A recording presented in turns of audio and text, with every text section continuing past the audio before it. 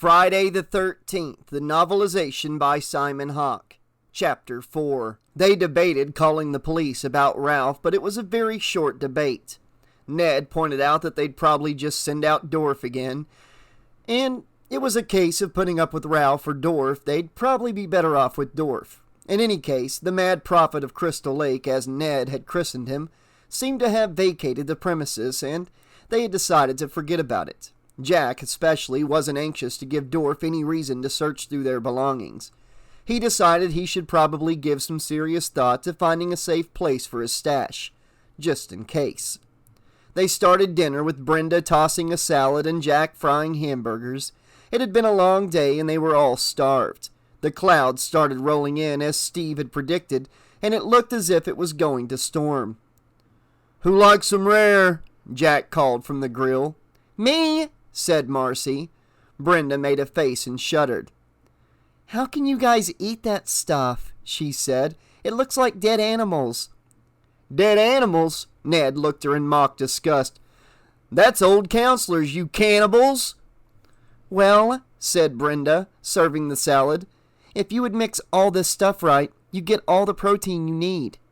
"It's too bad Annie never showed up," said Bill, raising the top half of his bun and peering dubiously at his hamburger. "She was supposed to be quite a good cook." "Yeah, but don't expect me to play chef to you guys," said Marcy. "Uh-oh," groaned Ned. "The squalls are revolting." Marcy threw a bun at him. It was starting to get dark as the storm approached, and Alice reached up to pull the string attached to the light fixture. The light didn't come on. She pulled the string several times with no result. "Trouble?" Bill said. "Yeah," said Alice. "either a bad bulb or no power. Seems a little gloomy in here." "Steve taught me how to use the emergency generator," said Jack. "The town power lines are supposed to be real lousy." "God, don't you love that macho talk?" joked Ned. He lowered his voice. "Emergency generator." Jack wished he'd give it a rest. The more he was around Brenda, the sillier Ned got. It had become obvious to everyone that Ned really liked her, but he was acting like a little kid. If Brenda had pigtails, Ned would probably be following her around with an ink pot. "You want me to give a hand?" Jack asked Bill, shaking his head in resignation. "Yeah, let's go." Bill rose from the table. "Wait for me," said Brenda. "Nettie, can you watch the burgers?" Jack said. "Sure." "Burn 'em," Brenda grimaced. Alice handed Ned some buns. "You want to heat these?" "Yeah," said Ned, making a big production out of rearranging all the burgers on the grill, flourishing the spatula like a conductor loading an orchestra. Alice sighed. Maybe Ned was being a bit juvenile, but at least he didn't keep his feelings secret. If Brenda held up a hoop, he'd undoubtedly jump through it. There was something to be said about that puppy-like infatuation. It was sort of cute, and she could tell that Brenda was responding to it. She wished Steve would be a bit more demonstrative.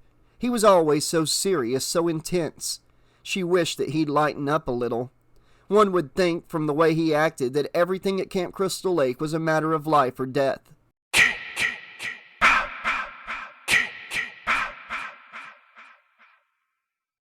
Bill shut the door behind them as Brenda switched on the flashlight, aiming it at the old gasoline-powered generator. The wind was starting to pick up outside. All they needed now was a power failure just as the storm was about to hit. "You really think he's gonna be bent out of shape?" Brenda asked as Jack approached the generator. "I don't know," said Jack. They weren't looking forward to Steve's reaction when he learned there was something wrong with the power lines. Throughout the day, he'd been obsessive about every little detail of each job that they had done, running into town to pick up more supplies every few hours, making up a new list of things for them to do, checking on their work when he got back, and finding fault with everything. None of them looked forward to sitting out a storm in a cabin without any lights, listening to Steve complaining about all the things they hadn't done. Bill scanned the interior of the cabin, the oldest one in the camp. It needed too much renovation to be useful as a dorm for the campers, so Steve had designed it as the plant cabin, the one where they kept all the tools and emergency supplies. "Hey," said Bill, glancing at the generator. This almost looks like the one at my uncle's cabin in Maine. What an antique, said Brenda. Well, here goes, said Jack, priming it. He threw the switch, kicked it over, and it sputtered to life, making a sound like an outboard motor about to throw a rod. What hast God wrought? Brenda watched the generator shudder on its mount as if it were alive. Jack dusted off his palms and stepped back from it, watching it dubiously. He wouldn't have been surprised if it shook itself apart, but it seemed to work. They went outside and looked at the sky. It was a cloudy blue-gray. The wind had died down and everything was still, as if waiting for the storm to break. The surface of the lake was mirror smooth. Marcy came out to join them. Jack took her hand. Everything seemed quiet and peaceful. It was nice having the camp to themselves for a while. No campers to watch over yet. No nervous camp director to badger them about their work every time they stopped to take a break. Jack led Marcy down the lake shore, past the dock and towards the woods. They walked across some fallen logs, then stopped in a little stand of trees, sheltered from the others. Marcy smiled and came into his arms. They kissed. Ned stood by a tree on a path between the cabins, watching them. He could just barely see them through the trees. He smiled and whistled softly between his teeth, thinking about Brenda. He always felt a little awkward around girls he liked. He knew he acted a bit foolish, but he couldn't really help himself, and Brenda didn't seem to mind. She actually seemed to like him. He sighed and started walking back to the cabin that he shared with Jack. As he approached, he thought he saw someone standing on the porch, looking out where Jack and Marcy stood kissing in the trees. "Hello?" he said. Whoever it was moved quickly back into the shadows. Ned hesitated, thinking about Crazy Ralph. He had seemed harmless enough, just a skinny old guy with crazy eyes.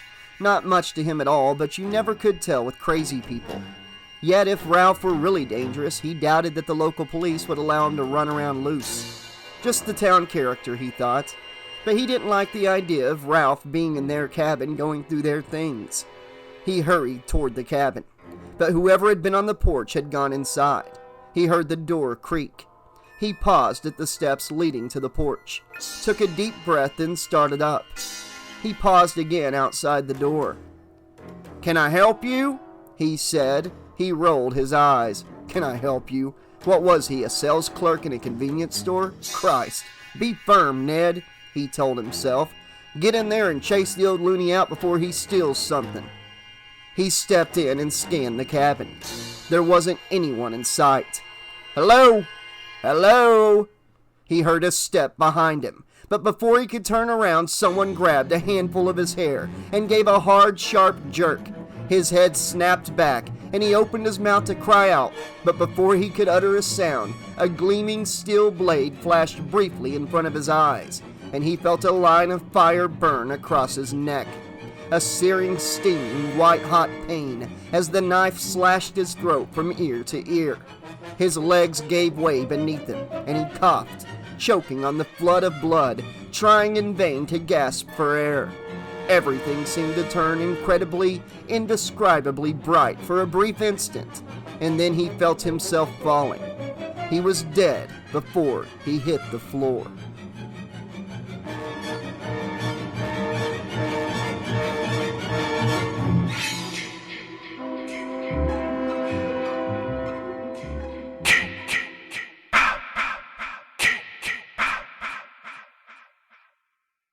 Jack lit the way before them with a flashlight as he and Marcy ran back to the cabin. The wind had picked up again, sending the clouds scuttling across the sky and churning the surface of the lake into whitecaps. "Come on!" gasped Marcy, running ahead of him, trying to catch her breath. The flashlight beam bounced crazily as Jack ran to keep up with her. I'm coming! He made it up the hill and paused, breathing hard. Whew, hold on. Wind's coming up. He shifted a good 180 degrees. "Makes me want to hold on to you," Marcy smiled, coming into his arms again. Jack kissed her long and hard, then looked into her eyes. His cabin was right behind them, and everyone else was back in the main cabin, cleaning up after dinner. He looked toward the darkened cabin behind them, then back at Marcy. She watched him silently for a moment. "What about Ned?" she asked. I don't love Ned, Jack said. Besides, he was sure that Ned would be back at the main cabin mooning over Brenda. They'd been talking about breaking out one of the games and maybe smoking a few. He didn't think Ned would be coming back to their cabin anytime soon. Marcy laughed. He keeps acting like a jerk. Neddy, Jack shouted, though not loud enough for anyone in the main cabin to hear over the wind. Stop it, Marcy said. Don't call him. Her eyes were steady on his. I thought you wanted to give him one of your motherly lectures, Jack said, trying not to think about how much he wanted her. Look, Neddie's gonna do whatever Neddie wants to do, you know. Uh-oh, it's gonna storm. He moistened his lips. It can tear down that valley like a son of a gun. As if to punctuate his comment, thunder rolled just beyond the valley.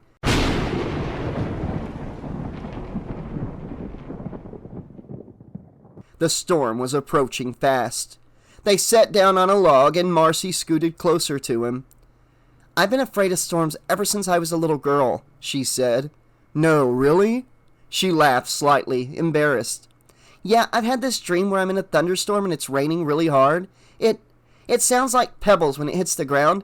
I can hear it and I try to block out the sound with my hands over my ears, only it doesn't work. It just keeps getting louder and louder and then the rain turns to blood. And the blood washes away in little rivers, and the sound stops. She shook her head and shivered as drops began to splatter around them. It's just a dream, said Jack. Yeah, I know, Marcy grimaced. I'll call it my shower dream. Lightning flashed and the storm began. Jack laughed. Well, hey, this is no dream. Come on, we're gonna get soaked. He led her into the cabin as the wind whipped across the lake, bending the treetops. He turned off the flashlight as they entered the cabin. They were alone in the dark. Marcy pushed up against him, kissed him seductively, and slowly started to unbutton his shirt. Jack shut his eyes and swallowed. It seemed like it had been building up to this for a long, long time, but he had never thought it would happen. He couldn't believe how much he wanted her. He thought about the conversation he once had with Nettie. Just because you want something doesn't necessarily mean you should have it, Ned had said. Now here he was with Marcy in the dark, in an empty cabin on a secluded lake with thunder crashing and lightning flashing in the sky. And Marcy was afraid of storms. He remembered somewhere that some women were excited by thunderstorms and by fear.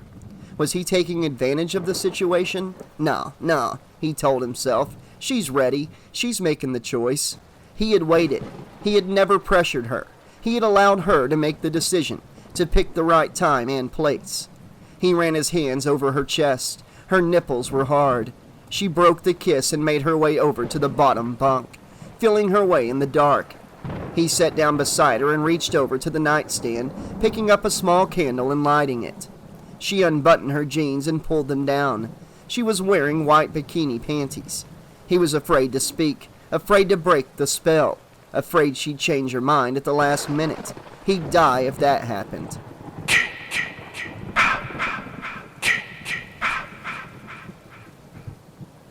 Alice pulled back the curtain and peered out the window of the main cabin. The storm was making the surface of the lake boil.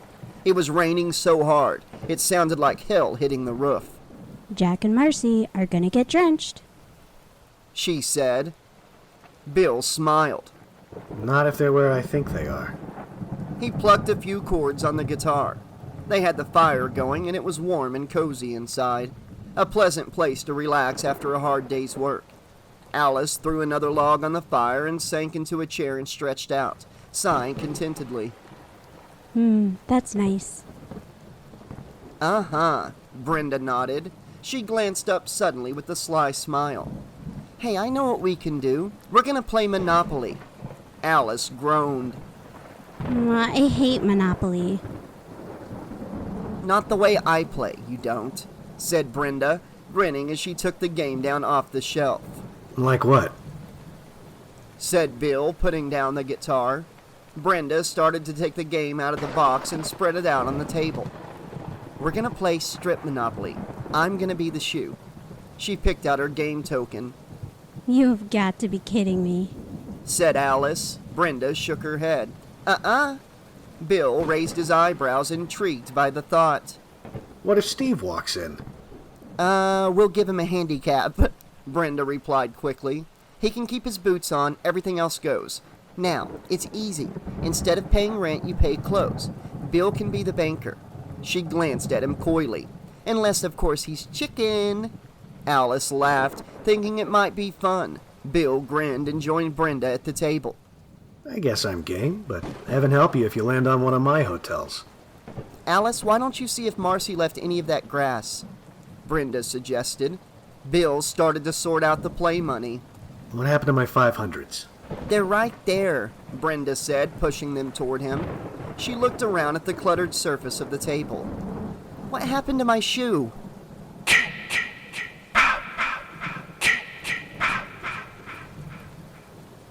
Jack and Marcy lay naked in the bed together, moving slowly, exploring one another's bodies, speaking in sighs and moans of pleasure. They had each given in to the feelings of the moment with no thought for the consequences. Rain pattered on the cabin roof. Wind whistled past the windows. Thunder rolled and lightning flashed. The soft, flickering light from the candle on the nightstand illuminated only their one small corner of the cabin. Shadows danced across their bodies. The rest of the room was plunged in darkness.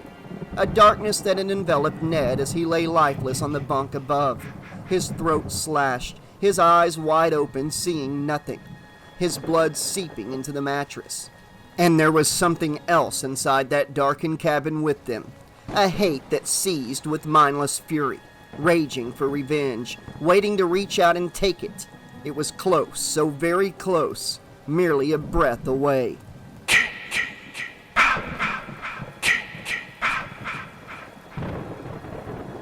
Alice set the open beers on the table, then sat down and lit up a joint, inhaling deeply. I'm not going to pass go without a glow. She giggled. Brenda laughed. We've already rolled for you. You're going to go last, okay? And community chest cannot give you back your clothes. She rolled the dice. Double sixes, I get to roll again. Bill sipped his beer and glanced at Alice. I think we're being hustled.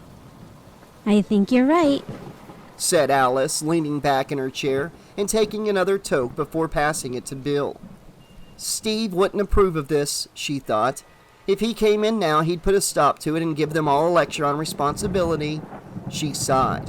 He'd think this was juvenile silly, but it wouldn't hurt him to be a little silly and juvenile on occasion, even a little irresponsible. If he kept pushing himself like this, he'd wind up with an ulcer, and she certainly wouldn't be around to see it. She'd be dozing in the California sun. He'd been so different when she met him, gentle, compassionate, attentive. Or had she only seen what she had wanted to see? It wasn't that he was unkind or that he took her for granted. It was just that he was too wrapped up in his plans to the point of obsession. He simply wasn't able to see what was really happening around him. Perhaps it was her fault. Perhaps she should have seen it coming. Maybe there was something about her that led her to make the same mistakes with men over and over. She had been vulnerable when she met him, trying to get over the breakup of a relationship that hadn't been going anywhere. She had told John that she had needed time away from him for a while to think, time to herself. And then along came Steve, who seemed so very different, so much more relaxed and easygoing. Now she was stuck in the same rut all over again. It was one thing to have plans, to have ambitions, goals, but it was something else entirely when these goals and ambitions took over and blocked out everything else. Her father had been like that, and she had seen what it had done to her mother. Her father had been a commodities broker. He had started out with nothing, determined to make a good life for his family. He had worked like a dog, putting in long hours at the office and bringing work home with him. Always on the telephone, always with his nose stuck in the Wall Street Journal, caught up in his dream. There was nothing wrong with pursuing a dream, she thought. There was nothing wrong with planning for the future, but you couldn't live in the future. You had to take time out to appreciate the present. Then her father started spending more time at the office than at home. Breakfast with the family became gulped coffee while he scanned the market reports. Conversations over dinner on those rare occasions when he came home in time became absent grunts and nods while his mind was somewhere else on work. Always the work. He never spoke of anything else. Alice had watched her mother becoming more and more withdrawn. more and more alienated from her husband's world. There was never any time for vacations. There was no time for going out to dinner or the movies, or playing with the kids on the weekends, or just curling up in front of the fireplace with a glass of wine and a good book. Occasionally, there had been time for argument with her mother, pleading that he shouldn't work so hard, and her father insisting that he was doing it all for them, so that they could have a better life. It was always the dream of the better life, never the thought that life just might be good enough the way it is if he could only take the time out to enjoy it. But he couldn't seem to find the time. That time kept drifting into the future, and finally, there was no time left. Like a clock with the mainspring wound too tight, her father had finally snapped. He had died of a coronary. They had found him slumped over his office desk, a telephone receiver in either hand. He had literally worked himself to death, and his heart had burst. Alice was never going to go through that ever again. She didn't want any part of men who became so caught up in their plans and ambitions that she would wind up being pushed aside. You don't work for a relationship, she thought. You work at it. And that meant communicating. It meant sharing. It meant not putting things off until some other time where it would be more convenient. That time might never arrive. When Steve came back, she was going to have to confront him with it. Maybe if she explained to him why she felt the way she did, he'd understand. Maybe then he'd open up and talk about it, instead of avoiding the subject, which he always did. It was almost as if he was afraid to talk about it. She had seen the curious change come over him as they had driven up to the lake. She had seen him grow tense and moody. As they approached the camp, he had stopped the jeep at the entrance, his mouth a thin line as he simply sat and stared through the windshield at the empty cabins on the lake shore, like an old soldier revisiting a battlefield. What is it, Steve? She had asked him. For a long moment he said nothing. Steve? He had blinked as if coming out of a daze and turned to look at her, a forced smile on his face. "Nothing," he said. "Just thinking about all the work we have to do, that's all." But that wasn't all. She knew there was something else, something he wouldn't tell her. There was a sense of desperation about him, as if he were frightened of something. What was he so afraid of? He acted as if it were all a matter of life and death.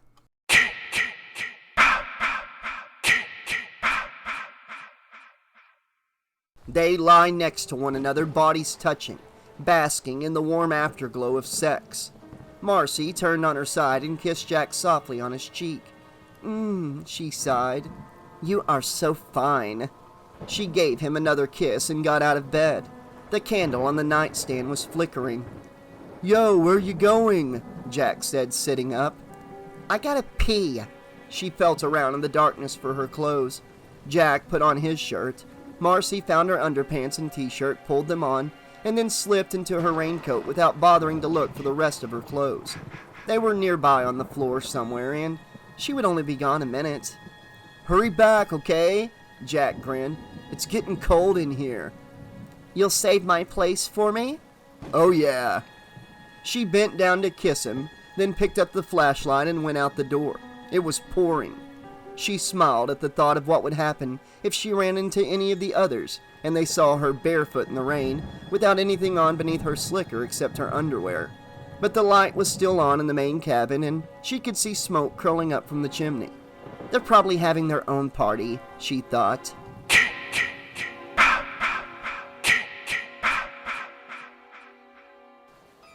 Alice rolled the dice. 5. She moved her playing piece. Baltic Avenue. I'll buy it. No one ever lands on Baltic Avenue. Bill pointed out. I think it's a pretty color. Alice said.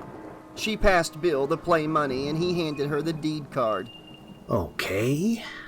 He said, rattling the dice in his hand and blowing on them like a crap shooter. Come on, said Alice. He rolled the dice. Alice moved his token around the board. Baltic Avenue. You owe me one boot. Hand it over. Coming. He reached under the table to pull off his boot. Alice draws first blood, said Brenda. What a terrible way to talk about my feet, said Bill. He passed her the boot. Thank you, said Alice, setting it down beside her chair.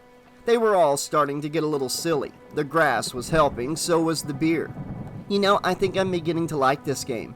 Just wait till you land on my old Kentucky home," Brenda threatened. She rolled the dice. More beer? Asked Bill. He quickly checked the bottles on the table. More beer. He nodded and got up to go to the refrigerator. "Let's see," said Brenda. "What railroad is that?"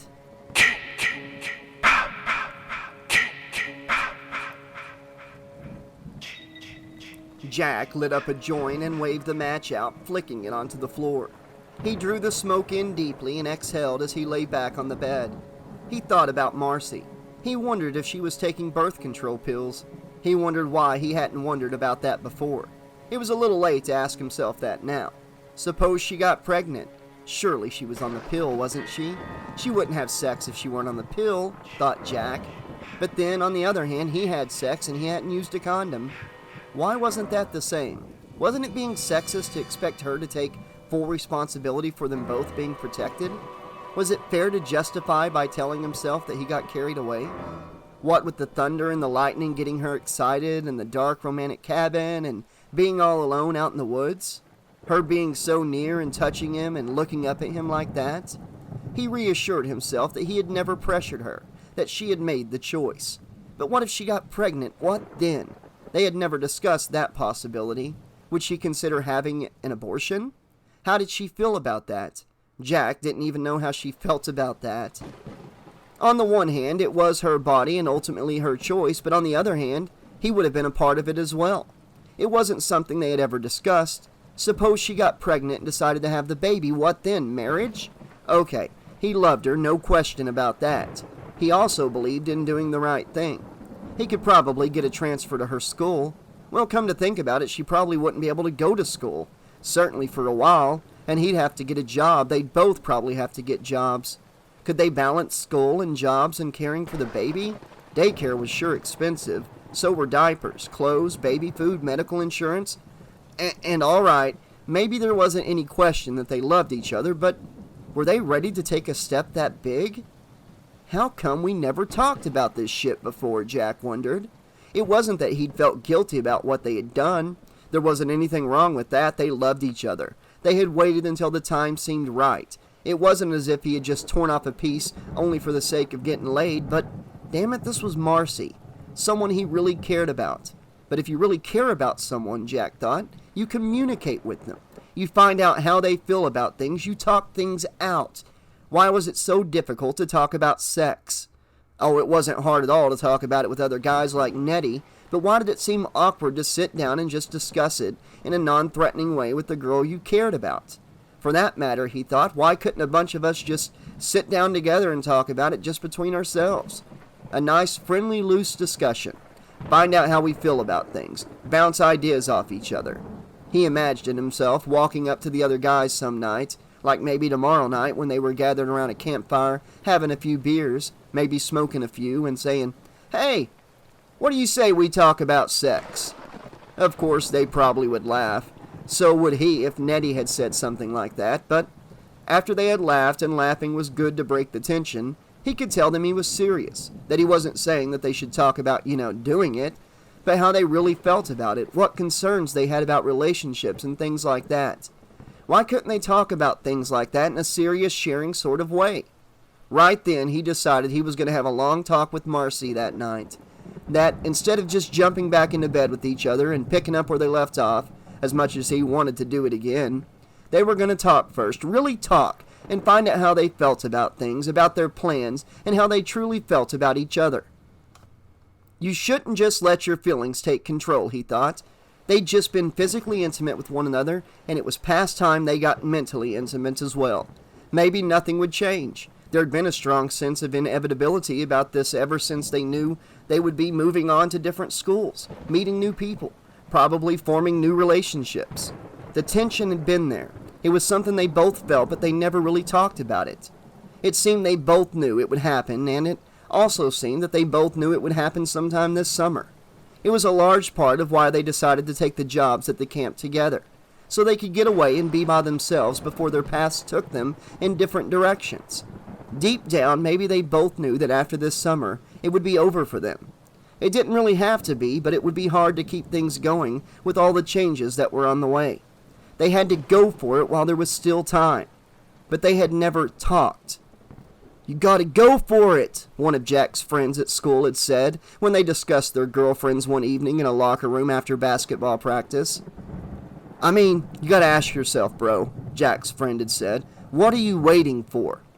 "I'm waiting for it to be right," Jack replied. "Yeah, you could wait forever that way," warned his friend. "I don't want to pressure Marcy, man," Jack said. "Did it ever occur to you that maybe she's waiting for you to make the move?" "Yeah, sure, I thought about it, but what? You're gonna go to state, Marcy's gonna be going to Boston. You think she's not gonna meet new guys up there? You think you're not gonna meet new girls?" "Well, if that's the way it's gonna be, then maybe we shouldn't do it, I mean, if it's not gonna lead to anything." "Who says it's not gonna lead to something? What are you saying, man? You want to get married, for Christ's sake? You want to wind up sitting all alone in your college dorm some night and thinking about what might have been? Alright, so you're waiting for her. I can understand that, I guess. But you ever think that maybe she might be getting tired of waiting for you? You gotta go for it, man. Life's too short." Jack took another long drag on his joint. Maybe his friend had been right. Well, the tension was over now. They'd done it, and it had been great. Better than could have ever been imagined, and he didn't feel sorry that they'd done it. No sorrier than he felt that they'd waited. But doing it had been the easy part. They had opened their bodies up to each other, but that was only part of it. Maybe it was corny, but he felt it was time for them to open up their hearts as well. Way past time. If you really want making love to mean something, if you really want it to be making love rather than just fucking, he felt close to Marcy now, and he wanted to feel closer. They had to talk about it. Life was too short. Something dripped down onto his forehead. "What the hell?" he thought. "Don't tell me the damn roof is leaking. Damn it!" But Nettie's mattress was directly above him, not the roof. He wiped his forehead and squinted at his fingers in the light from the flickering candle. His fingers were streaked with red. "What the fuck?" Something moved beneath him. And before he had time to react, an arm flashed out from underneath the bed, and he felt a strong hand clamp down on him. Powerful fingers pressed his head against the pillow, pinning him down, and even as he gasped and jerked, startled, something pricked the back of his head. Something that came up from beneath the bed, pushing through the mattress. Pain suddenly shot through him as the razor-sharp hunting arrow ripped through his throat. The hand pushing it through the mattress, twisting the aluminum shaft, forcing it up to tear through the soft flesh beneath the Adam's apple. He opened his mouth to scream, but only gagging sounds came from his ruined throat as the razor-headed arrow impelled him through the neck, flooding his mouth with blood from his severed arteries, choking him. He thrashed against the powerful grip, but it was too late. His failing vision saw the triangular tip of the arrow come bursting through his neck, visible now, thrusting up just below his chin as blood came plummeting out in a fountain. And then there was time only for a few fragmented, fleeting thoughts. The realization that he was dying, already dead. He agonized, not knowing who or why, and one last searing flash of pain. A whiteness bursting against his eyes so bright, so incredibly painfully bright.